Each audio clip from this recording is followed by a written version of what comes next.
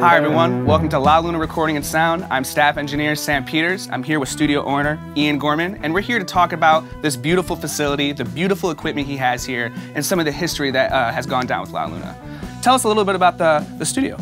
Yeah, so, this all started with me recording myself at home as a teenager on a cassette 4-track, making recordings with my friends and my bands and stuff. And then in college, I got a lot more into it, kind of in a serious way, started taking classes, started working at studios.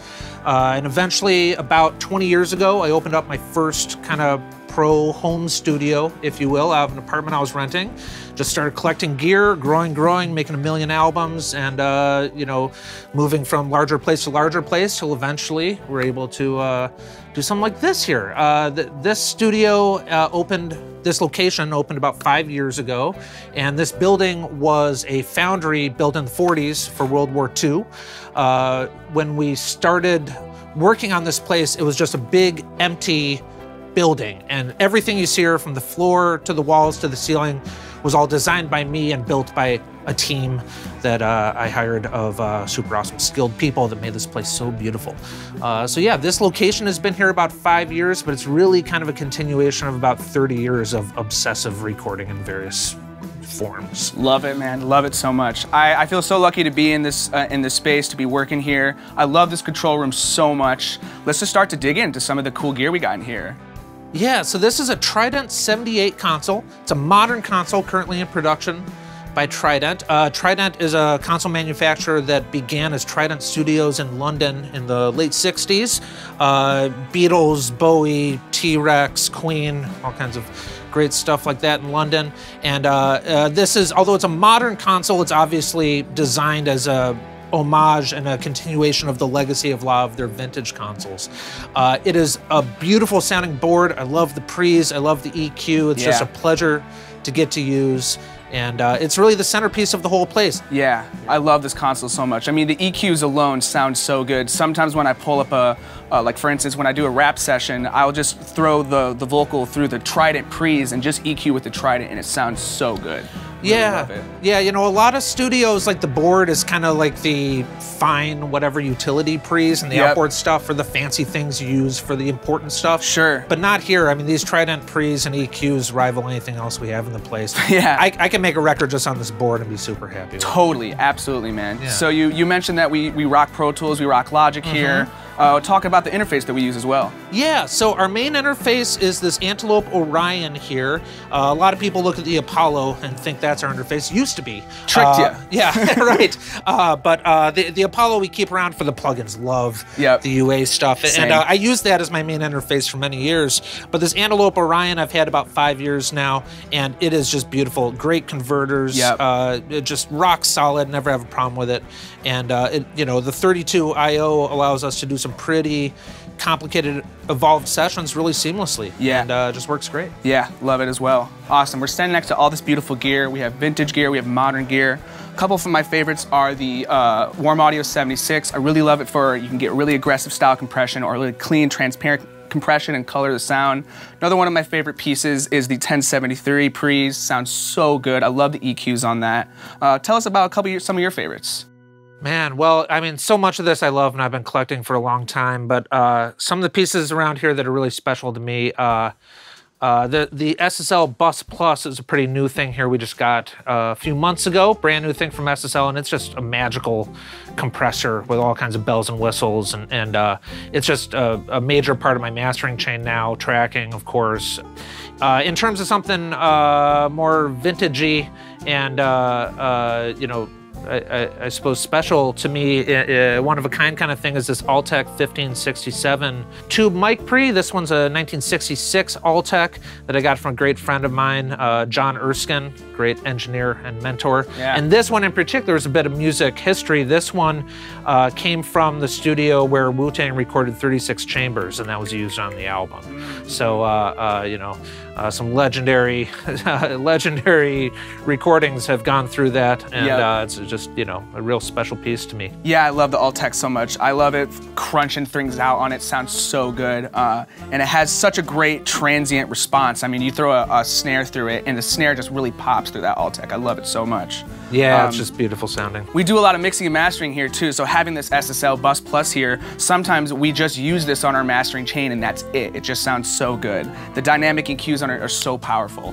Well, awesome, man. We got some other really beautiful pieces and vintage and iconic pieces of gear up here.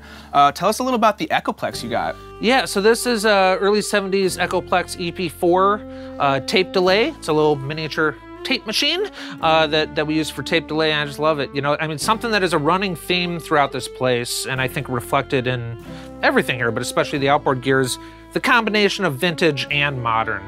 I love all of it. And so, you know, we've got a lot of kind of classic, nostalgic, vintage vibey stuff. We've got real modern, super clean, you know, options, all kinds of different choices, so we can really, you know, change what we're doing depending on the band and the artist. We work with so many different people here that, you know, just having a lot of different options and variety is so key to what we do. Our spring reverbs, you can see up here, our shelf up here of a bunch of vintage spring reverbs that we use for all kinds of wild sounds. A lot of these were originally built for home stereos. You can see they kind of look like that. You know, they look like you know, vintage home stereo components, and that was from a time when you could buy a spring reverb for your home stereo if you wanted to add some reverb to the records you're listening to. Every engineer's dream. Yeah, right? Yeah, but a couple that are real specials. You see on the far left side there, those tube guys, those are Fisher space expanders. And who doesn't want to expand their space, you know? And you can see the tanks kind of on the wall below them, and they're real special. They were originally made for home stereos as well as for Hammond organs. Yeah. And it's just been a real key kind of one-of-a-kind characteristic sound that we get on a lot of records here is using those space expanders. Yeah, and you know, a lot of these are the kind of thing where like there's no options. It is a sound, and either you use that sound or you turn it off and use another piece of gear. Exactly. But you know, that's there's a magic to that sometimes. When it's the right thing, you can't beat it. Absolutely. You know? Yeah, absolutely. Yeah. Talking about spring verbs, we got a couple more spring verbs over here. We got the BX10 and the AKG BX20 guy right here. That's the BX20. You know, also vintage spring reverbs, but these are made for pro studios, not home consumer electronics like those guys up on the shelf. And the BX20 especially is one of my favorite things. It's enormous, as you'll see, for a spring reverb, and it really sounds lush. It's a lot more, sounds to me a lot more like a plate than a spring. Yeah. And it's something that I use all the time. I really love it. It's really something special. Here's some of our mic collection here. All kinds of different pieces I've been collecting over the years. Large collection allows us to really mix and match the mics with the sound source and make sure we're getting the greatest sounds we can right up front, as well as being able to accommodate really large sessions. All kinds of different flavors of mics, both vintage and modern. Some of my favorites here are these Neumann U89s, similar to a U87, but a little darker, warmer of a sound that I really like. These get used here all the time. A couple of these Neumann 103s have been with me for over 20 years and been on hundreds of albums that I really love. So a lot of nostalgia and personal history there. And this is one of our premier ribbon mics, an AEA R84A active ribbon, made in the style of the classic RCA microphones. Beautiful, lush, dark sound. Gets a lot of use on guitar amps, horns, all kinds of things here. One of the mics I really love here is this vintage late 70s Sony C48 multi-pattern large diaphragm condenser. Love it on vocals, acoustic instruments, guitar amps, all kinds of things. And some special things such as these Stellar CM6 9-pattern tube mics here by this kind of small boutique mic manufacturer named Stellar, which unfortunately is no longer around, but these are really special mics here, tube mics that get a lot of use here. All right, here we are in the beautiful live room inside La Luna. And tell us a little bit about how this was designed. Yeah, well, you know, obviously having a large live room that could accommodate large setups was really important to me in designing this place. This was all influenced by a really special barn that me and my friends used to hang out and play music in, and you can kind of see that influence. It's obviously been altered for our purposes here in this space, but you can kind of see the original footprint of sort of the barn shape with the arch ceiling, kind of the long, you know, rectangle kind of layout here. This allows us to do a lot of different kinds of setups. Some groups we work with all want to play in the same room together, so we can easily do that, or we can split them up into different rooms and just kind of do whatever's appropriate for that project. You'll also hear in here, you can just hear it on my voice right now, there's a medium amount of reverb on here, which to me was a really purposeful thing about this space. I've worked in some studios that have huge live rooms, which is great when you want that kind of huge sound. But if you don't want that, you're trapped into it and there's nothing you can do. Yeah. And so here I wanted something that was really, you know, flexible. And so in this kind of, this amount of reverb that you're hearing in here, we can really emphasize it. We can use room mics and get far away and really make the room sound huge, or we can bring in baffles and get close on stuff and really get more dry, intimate sounds, that kind of thing as well. Totally. So that just gives us a lot of options. We can use this room in a lot of different ways. Yeah. Another one of my favorite things about this room is the flooring. All of the parquet flooring in here is all used flooring from Western Michigan University that I got from their surplus sales department. And this used to be in their event center, and it's, you know, 3x3 modular pieces that they would fit together for dances or private events or whatever. And so this has decades of history of people partying and dancing on it and stuff that I really love. Plus, it's all been messed up already. It's all scratched and dug into and stuff, so we don't have to worry about it. We can just, you know, scoot amps across the floor. People can put basses down with end pens or whatever, and it doesn't matter. The floor's been pre-disastered and is, you know, ready for us to just get to work. There's so many cool pieces of instruments and gear inside this live room. So much awesome toys for us to mess with and play with. For one, the Fender Rhodes, which sounds beautiful, and the organ. Ian, tell us a little bit about these pieces of gear. Yeah, you know, it's great to have so many different key options in here, especially the big heavy stuff that you don't want to have to load in. Yep. And this Fender Rhodes is one of my favorite things. I just love the sound of it. Same. And it's in really beautiful shape, sounds great.